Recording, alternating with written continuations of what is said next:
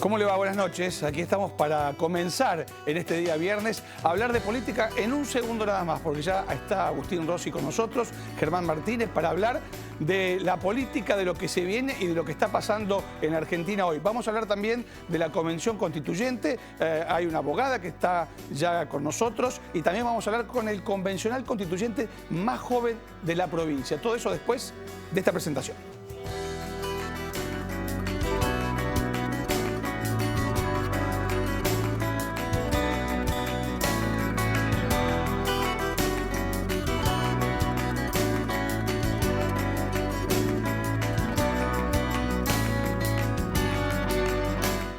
Muy bien, yo le decía, usted ya los vio, está Agustín Rossi, está Germán Martínez con nosotros. ¿Cómo andan? Muy bien, muchas gracias por la invitación. No, por favor. ¿Qué tal? Bueno, ¿Cómo te va? por un lado Germán Martínez, que es diputado nacional, podemos hablar de varias cosas, y Agustín Rossi, que le digo, está en campaña.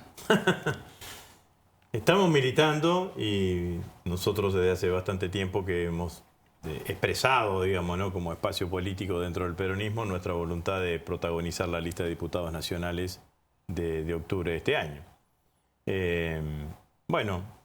Hemos venido participando de todos los procesos que llevó adelante el peronismo durante todo este año. Entendemos que la elección de octubre es una elección importantísima para el futuro del pueblo argentino. Entendemos que hay un motivo principal, que es tener la cantidad de diputados y senadores necesarios como para amortiguar, para frenar las políticas más nocivas del presidente Milei. Todo el mundo sabe que conozco la Cámara de Diputados, que he sido diputado nacional en varias oportunidades y que además tengo la experiencia de haberlo frenado a Macri entre el 2018 y el 2019, cuando desde el Parlamento de alguna manera se empezó a edificar lo que fue finalmente el triunfo del Frente de Todos en las elecciones del 2019. Ahora, ¿complica, Rossi, que no haya elecciones PASO, esa elección interna donde permitiría, por ejemplo, acá que el peronismo se acomode internamente? Bueno, si hubiésemos tenido PASO, no hubiésemos ido dividido en 3 listas o en 2 listas fuertes en la provincia de Santa Fe en las elecciones constituyentes. Y si hubiésemos tenido pasos nacionales, hoy estaría haciendo en esta época campaña para las pasos, con las pasos nacionales, ¿no? Yo creo que las pasos, que haber suspendido las pasos, nosotros votamos en contra, pero siempre eso es negativo para el peronismo, porque el peronismo es un partido que tiene muchos dirigentes, muchos militantes, todos con expectativas y con aspiraciones que tienen cuotas de legitimidad, y que las PASO permitía que sea la sociedad en su conjunto la que determine quiénes eran finalmente los candidatos. Bueno,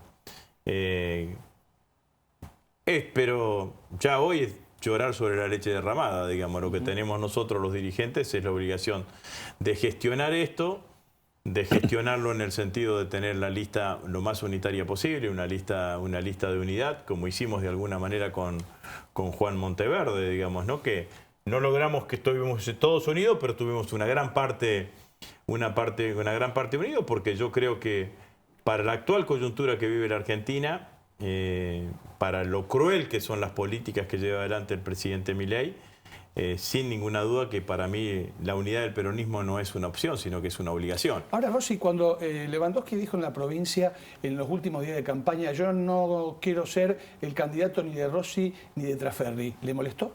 No. Yo creo que estas son cosas que se dicen sobre el final de la campaña, y algunos creen que en un determinado momento puede traerle algún tipo de réditos a hacer política descalificando contra la figura de otro compañero. De hecho, a la semana siguiente de las elecciones me fui y me senté con Lewandowski y le dije que el camino que a mi criterio él tenía que transitar era de regresar al peronismo, digamos, ¿no? ¿Y cree que lo entendió? No lo sé, eso depende de las actitudes que tome cada uno, digamos, ¿no? Pero yo y con Germán, primero lo fuimos a buscar a él para que encabece la lista de convencionales constituyentes. Cuando él nos dijo que no, lo fuimos a buscar a Monteverde. Y bueno, debajo de la lista de Monteverde, además de Ciudad Futura, estaba el Movimiento Evita, estaban los senadores, estaban los intendentes, estábamos nosotros, la Corriente Nacional de la Militancia. Y el Frente Renovador, un sector del Movimiento Obrero. Movimiento Obrero, y conformamos una lista muy potente, ¿no? Entonces, ahora lo que vamos a hacer para el conformar la lista de diputados nacionales es hacer exactamente lo mismo, tratar de convocar una lista en donde estén los intendentes, los senadores, lo más representativo que tenga el peronismo, porque yo creo, y esto es lo que quiero transmitir, es que podemos ganar la elección de diputados nacionales. Porque el escenario político en Santa Fe va a ser un escenario que va a estar dividido en 3 espacios, fundamentalmente el del gobernador, de la Libertad Avanza, y nosotros 3 espacios como mínimo. Si nosotros hacemos una buena lista con dirigentes fuertemente comprometidos a ir a oponerse a las políticas de Milei, a defender los intereses de la provincia, oponiéndose a las políticas a la política de Milei, me parece que podemos hacer una muy buena elección y estar ganando la elección de octubre, con lo cual sería importantísimo con la idea de poder recuperar la provincia dentro de 2 años. Martínez, diputado nacional, la política nacional es bastante rara en los últimos tiempos. Hay 2 cuestiones que se miran, por lo menos desde el interior. Uno, el caso Libra, en lo que ha pasado con la criptomoneda, pero también ficha limpia. Y la pregunta es, ¿se han puesto de acuerdo ustedes, digo, el kirchnerismo o el peronismo, para determinarlo de alguna manera en el Senado, con Milei? Digamos, ¿los 2 han ido por el mismo camino? Yo leo las mismas cosas que lees vos y que dan pie para tu pregunta. No tiene nada que ver con la realidad. Lo difícil que está el diálogo político en la República Argentina es la respuesta a tu pregunta, ¿no? No hay prácticamente punto de diálogo, de articulación, de búsqueda de consenso. Vos imaginate que nosotros en el bloque de diputados conformamos con otros espacios políticos una mayoría para interpelarlo a Guillermo Franco, que vino al recinto por el tema de la estafa cripto, tratar de que vengan Cunio Libarona y Luis Caputo, el ministro de Economía, que pegaron 2 veces faltazo para las interpelaciones. Esa misma mayoría nos permitió avanzar en la conformación de una comisión investigadora que esperemos esta semana, nuevamente en el recinto con esos mismos diputados, definir las autoridades, porque por una maniobra del presidente de la Cámara quedó empatada 14-14 la comisión. Así que, por lo tanto, y aparte cuando fuimos a hablar de ficha limpia, nosotros votamos absolutamente en contra de ficha limpia en toda la instancia. Primero tratando de obstaculizar en la Cámara de Diputados la conformación del quórum. ¿Pero por qué, Martínez? ¿No quieren, digamos, sacar la corrupción de la política? Pero es que nuestro proyecto era mejor que el del gobierno. ¿Por qué? Nosotros no fuimos a rechazar ficha limpia. Nosotros tuvimos un dictamen, una propuesta alternativa que incluía la apertura de los delitos incorporados en la ficha limpia a todos los delitos más allá de lo que se llaman habitualmente los delitos contra la administración, que son los que vos podés decir, bueno, esto tiene que ver con la corrupción estatal. Pero metíamos adentro las cuestiones de lavado de dinero, metíamos adentro las cuestiones de pedofilia, metíamos adentro las cuestiones del delito narco, metíamos adentro una cantidad de otros delitos que también configuran lo que una persona expresa a la hora de una candidatura y que vos traes en la mochila respecto a tus antecedentes respecto a eso. Y lo segundo que nosotros planteábamos era que se garantice en el proceso de ficha limpia llegar hasta la última instancia y donde no haya más posibilidad de apelación en la justicia. Esta es la Corte Suprema. Bueno, entonces eso fue lo que planteamos. Y de hecho es lo mismo que plantea nuestro bloque en el Senado. El tema no era una cuestión de rechazo, era una cuestión de poner ficha limpia en los términos que hay que ponerlo. Después estuvieron todas las interpretaciones que hicieron y esta guerra de guerrillas entre el PRO y los libertarios, de las cuales nosotros no tenemos absolutamente nada que ver y que lo expliquen ellos, lo que pasó entre ellos. Lo cierto es que nosotros tuvimos un posicionamiento muy claro en la Cámara de Diputados y un posicionamiento muy claro en el Senado. Hasta tal punto puedo decir, yo creo que con la estafa cripto que tuvo como protagonista el presidente Milei, estamos en presencia de un hecho de corrupción impresionante en la Argentina. Que nosotros somos prácticamente los únicos que queremos investigar y avanzar en ese sentido y que el gobierno hace lo imposible para que no se avance porque está Milei y Karina Milei implicados, ¿no? Rossi, ¿qué lo diferencia de Puyaro en la provincia? Bueno, que Puyaro se manifestó permanentemente aliado a las políticas que lleva adelante el presidente Milei. Recién Germán hablaba sobre la comisión investigadora sobre el caso Libra y antes de que se conforme la comisión investigadora en la Cámara de Diputados hubo un intento de conformar la comisión investigadora en la Cámara de Senadores y un senador, el senador Galareto de San Lorenzo, que responde a Puyaro, fue el que impidió la conformación de esa comisión investigadora. Puyaro apoyó todas las iniciativas del presidente Milei.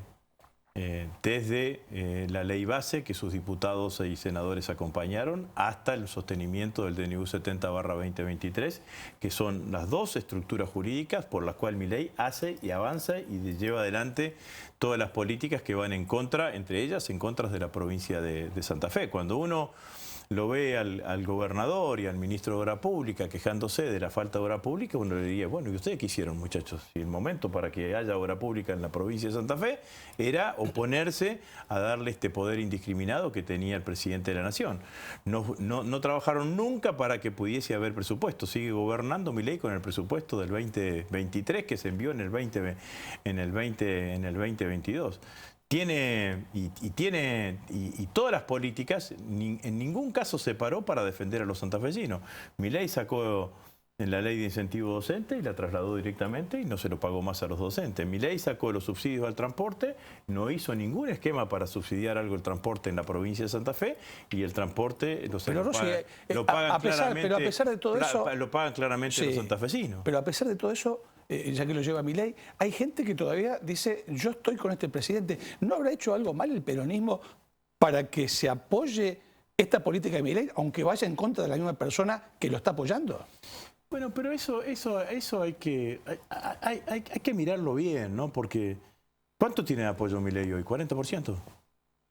¿Cómo vamos? Las encuestas dicen más o menos eso, 40%. Sacó el 54% de votos, tiene el 40%. Si hay 40% que lo apoya, hay un 60% que está en contra. Entonces, esto de que Milei tiene todo el apoyo del mundo, yo cuando estaban más parejos, 50 y 50, yo decía que parecía que el 50% de apoyo a Milei era mucho más grande que el 50% que estaba en contra. Y la verdad es que hay una enorme cantidad de argentinos que están en desacuerdo, que están críticos con las políticas que lleva adelante Milei. Y digo algo más. El sentimiento de los que están en contra es un sentimiento duro. Tienen bronca, tienen desazón, se sienten decepcionados, tienen hasta odio con las políticas que lleva adelante el presidente Milei. El 40% que lo apoya a Milei se sostiene, sacando su núcleo duro, que será el 15-20%, se sostiene en base a la esperanza, que es un sentimiento que tiene finalización. Nuestras abuelas decían, la esperanza es lo último que se pierde, pero en algún momento se pierde. Entonces, me parece que hoy lo que hay, así como yo creo que durante todo este tiempo era importantísimo que el peronismo marcase las políticas claramente opositoras y se referenciase en un lugar antagónico a lo que plantea Milei, ahora también tenemos la obligación de ver de qué manera interpretamos a ese 60% de argentinos que está en contra de las políticas que lleva adelante el presidente Milei. Y en eso tiene que ver mucho la elección de octubre, que en octubre nosotros podamos hacer una propuesta que galvanice ese sentimiento anti-Milei que hoy es mayoritario en la Argentina. Bueno, y acá en la provincia de Santa Fe exactamente lo mismo, digamos, ¿no? ¿Cuáles son los sectores de la provincia de Santa Fe que han sido favorecidos por la política de Milei? La maquinaria agrícola no, por ejemplo, ¿no? Ahí han aparecido la importación de maquinaria usada, están todos los ¿Estuvo con Giorgi en Fuentes? Estuve con Giorgi, y bueno, obviamente que tiene la preocupación. Giorgi es productor de una fábrica de maquinaria agrícola de Fuentes, departamento San Lorenzo. Obviamente que tienen la preocupación enorme de qué impacto va a tener en Argentina todo lo que significa la importación de maquinaria agrícola usada que habilitó el gobierno y que nunca había sucedido en nuestro país. Pero la industria, ¿cómo está? La industria está perjudicada. El sector agropecuario, acabé recién de decirlo claramente. La política en Santa Fe, ¿qué es lo que va a pasar con las provincias? Bueno, Germán dice claramente, hay 500.000 millones de pesos menos que... El año pasado Milei le sacó a la provincia de Santa Fe 500.000 millones de pesos. 500.000... Por coparticipación transferida a las provincias, que creció por debajo de la inflación anual, por transferencias no automáticas que no se enviaron a Santa Fe, le recortó 9 cada 10 pesos de transferencias no automáticas que venían a la provincia de Santa Fe, y además por fondo de ATN no distribuido en las provincias. Y nos enteramos en las últimas horas que el gobernador está solicitando un endeudamiento por $1.000 millones. 1.000 millones de dólares es el doble de lo que Milei el año pasado le sacó a la provincia de Santa Fe. Que si se lo hubiera garantizado, claramente hoy no estaría con la necesidad de ir a un endeudamiento. Gracias por haber venido. De acá a octubre, Rossi, va a haber tiempo, creo que nos vamos a volver a ver. Muchísimas gracias, muchas gracias por la invitación, muy amable. Gracias a ustedes por haber venido. Nosotros nos vamos a la pausa rápidamente. Cuando volvamos vamos a estar con la doctora Balangioni hablando de la Convención Constituyente y de algunas cuestiones, obviamente, que ella entiende y bastante. La pausa, ya volvemos. No se levantan.